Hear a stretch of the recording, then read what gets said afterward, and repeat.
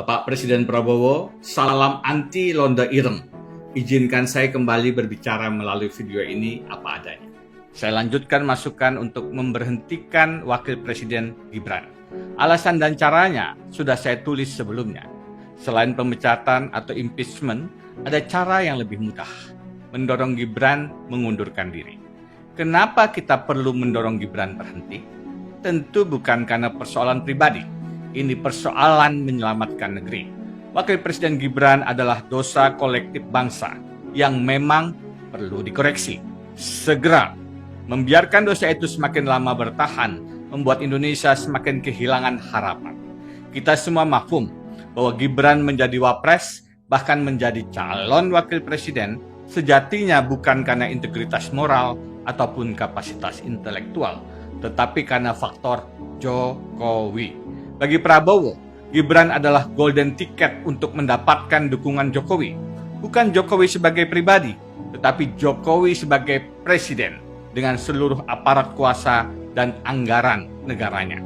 Sebab Jokowi dengan cawe-cawenya adalah syarat utama untuk menang dalam sistem pemilu yang syarat politik uang dan kecurangan. Maka langkah korektif memberhentikan Gibran bukan hanya perlu, tapi niscaya. Terlebih dengan krisis ekonomi, dugaan skandal publik, serta potensi skandal pribadi, pemberhentian Presiden Prabowo bukan tidak mungkin terjadi. Jika Presiden Prabowo jatuh, secara konstitusi kita akan punya Presiden Gibran Rakabuming Raka. Bagi Indonesia, itu bukan berita suka, tetapi kabar duka. Itu malapetaka.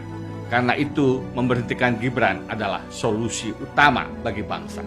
Ada satu cara lebih mudah untuk memberhentikan Wapres Gibran, yaitu mendorongnya mengundurkan diri. Pasal 8 Konstitusi mengatur, jabatan Wakil Presiden kosong jika mangkat, berhenti, diberhentikan, atau tidak dapat melakukan kewajibannya. Mangkat artinya wafat, berhenti artinya mengundurkan diri, diberhentikan melalui impeachment. Jika sadar diri, jika sadar kapasitasnya, mestinya tidak sulit bagi Gibran untuk mundur. Bahkan seharusnya bukan hanya mundur, tetapi sedari awal tidak maju sebagai wali kota Solo, apalagi Wakil Presiden Republik Indonesia, melalui skandal putusan Paman Usman untuk ponakan Gibran, yang merusak konstitusi, mempermalukan Mahkamah Konstitusi. Terlebih dalam Indonesia terkini, budaya mundur tiba-tiba menjadi etika pejabat negara. Yang terakhir adalah Gubernur BI Peri Warjio.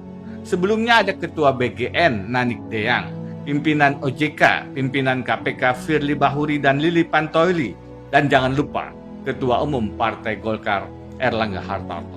Apakah mereka mundur atau dimundurkan? Apakah mundur menjadi exit strategi dari potensi kriminalisasi atau ancaman perkara? Sayangnya kita tidak tahu dan hanya bisa menduga-duga. Apapun, kalau Wapres Gibran mencari alasan untuk mundur, tidak sulit mendapatkannya. Menurut keyakinan saya, syaratnya hanya dua, tahu diri dan tahu malu. Tahu diri sadar bahwa kapasitas moral dan intelektualnya belum memadai, tahu malu, sadar bahwa dia belum waktunya dan belum mampu memimpin negara sehebat Indonesia.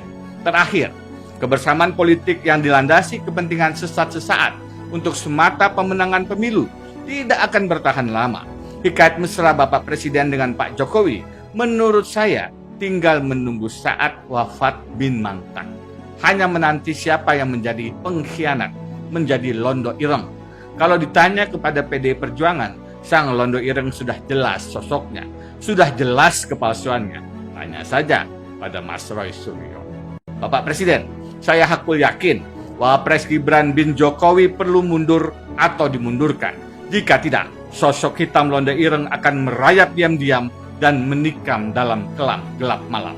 Sampai jumpa dalam video saya berikutnya.